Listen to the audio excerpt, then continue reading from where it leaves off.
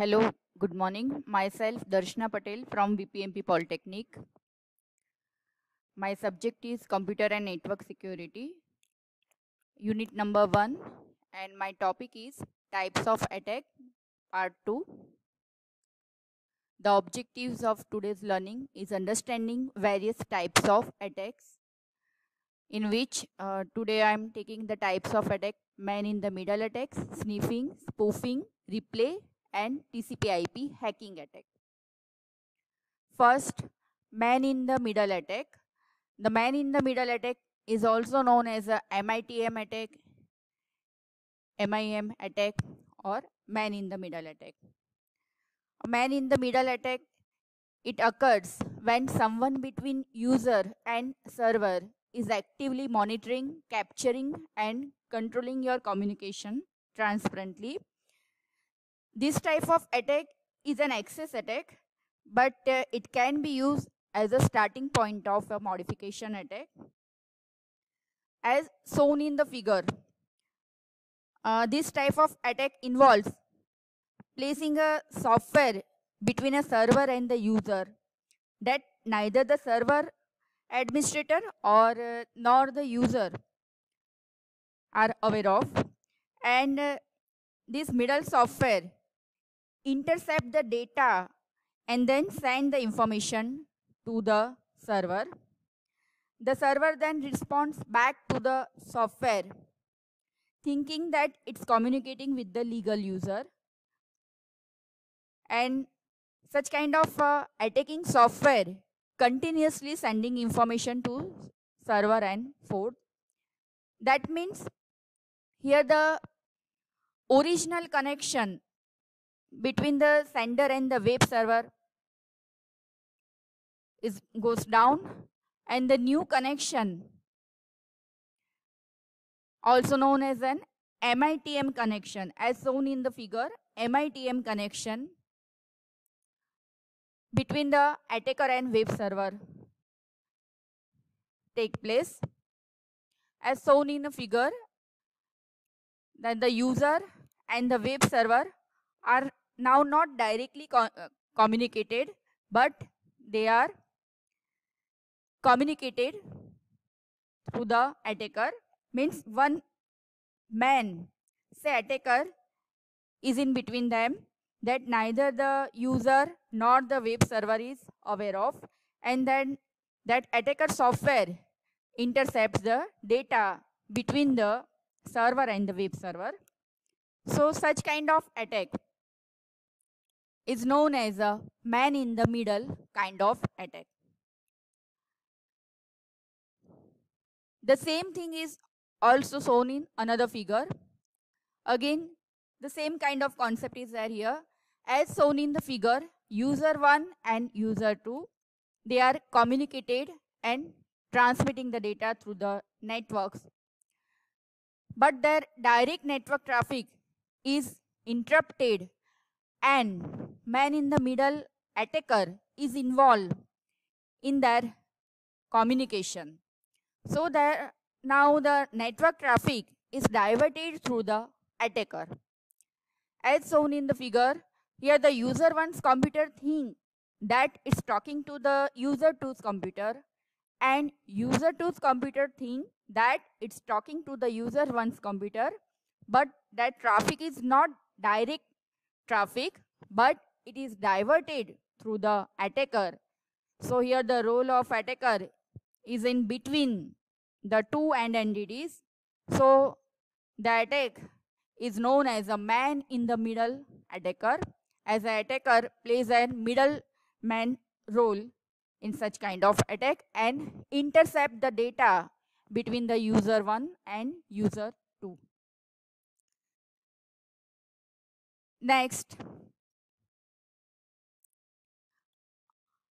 attack, network sniffing attack, or say the packet sniffing attack. It is a kind of passive attack generally. A sniffer is an application that can capture network packets, and the sniffing, it refers to the process used by the attacker to capture network traffic using sniffer. The sniffer is also known as a network protocol analyzer. And network protocol analyzer, they are generally a network troubleshooting tools. They can be used to analyze and administrator level to monitor the network traffic and find out some fault and find out the network traffic. But they are generally used by the attackers for hacking the network or analyzing the network or capturing the network traffic packets. There are various tools available as a open for sniffers like Wireshark as a sniffing tool, okay, which can be used for capturing the network traffics, network packets, and the attacker can capture the network packets and find out some meaningful information, sensitive information from that captured network packets. Here as shown in the figure, how the attackers involve in capturing the network packets. Here the attacker sniffs and captures traffic on the network. Here the attacker involves in network packet capturing. In old days, hubs are there for a network connecting device. Now there are a switch instead of hub is used. As shown in the figure, the hub having the nature of broadcasting of data, so it broadcasts the data. The one of them consider that the one of the node is a sender and the one of the node is a receiver. So that data is passed to the hub. Hub do not send the data to only the particular destination. It's simply broadcasting the data. So the entity are also involved and in getting the data which is not for it. So attacker is involved and capturing the network packets. Next, spoofing attack. In a spoof attack, the hacker modifies the source address of the packet so that they appear to be coming from someone else. This may be an attempt to bypass your firewall rules. Any internet connected device send a IP datagram packet into the network. Such internet data packets carry the sender's IP address and data portion within the packet. If the attacker obtained the control over the software running on the network device, then they can easily modify the device protocol to place the random IP address, like an arbitrary IP address, into the data packet source address field. This is known as the IP spoofing. IP spoofing means modify the source of the IP packet, and the attacker change the another arbitrary IP address rather than the original IP address. So it is known as an IP spoofing.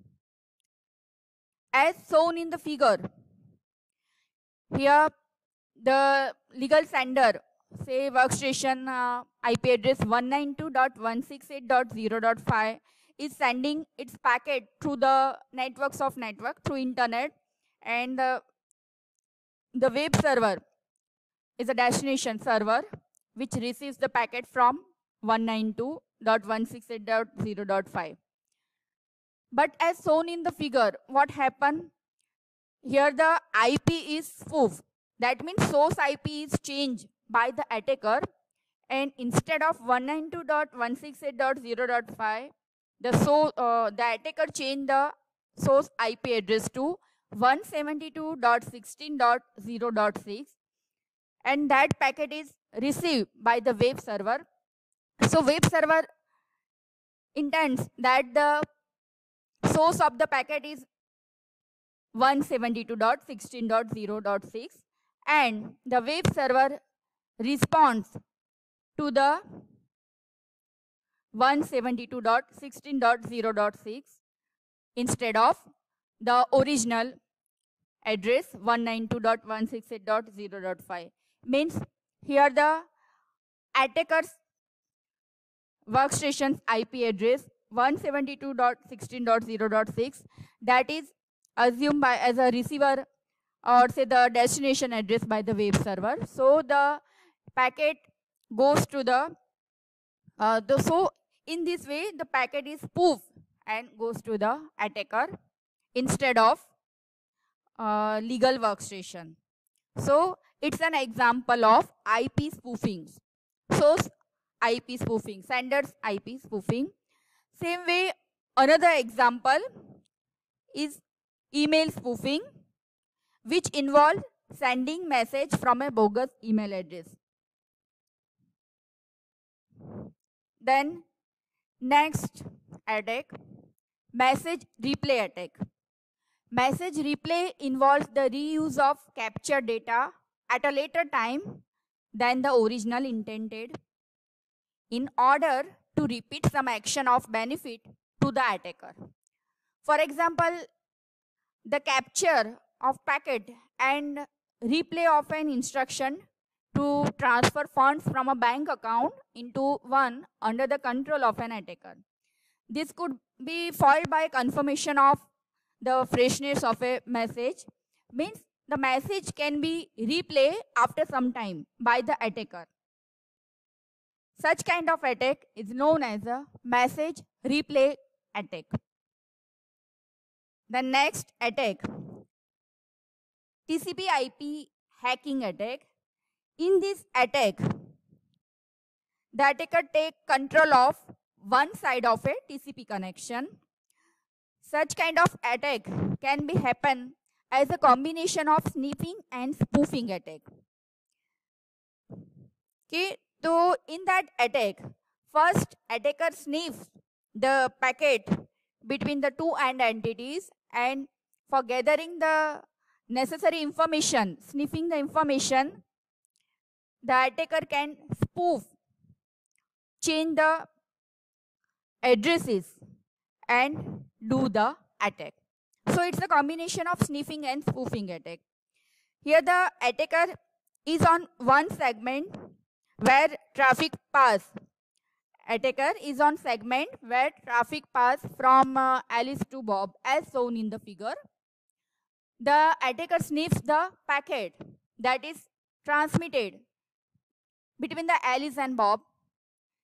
Attacker sees the TCP packets between that both entities, Bob and Alice, and also refer their sequence numbers. Now attacker jumps in, sending TCP packets to Bob and spoof the means it changes source IP address equals to Alice IP address. Bob now obeys the command sent by the attacker, thinking that they were sent by the Alice. So as shown in the figure, how the attacker send the request to the send the packet to the Bob that hi, I'm Alice, and pretend to be a Alice, someone else, and the Bob think that is communicated with the Alice, but really the Bob is communicated with the attacker.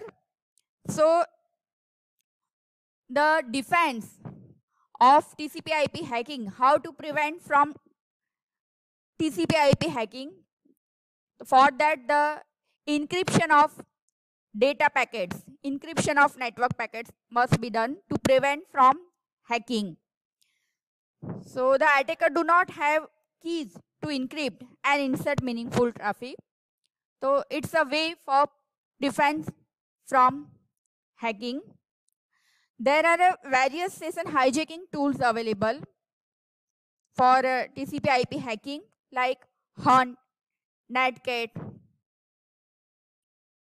and more, and so on. Various tools are available for doing it. Thank you for listening.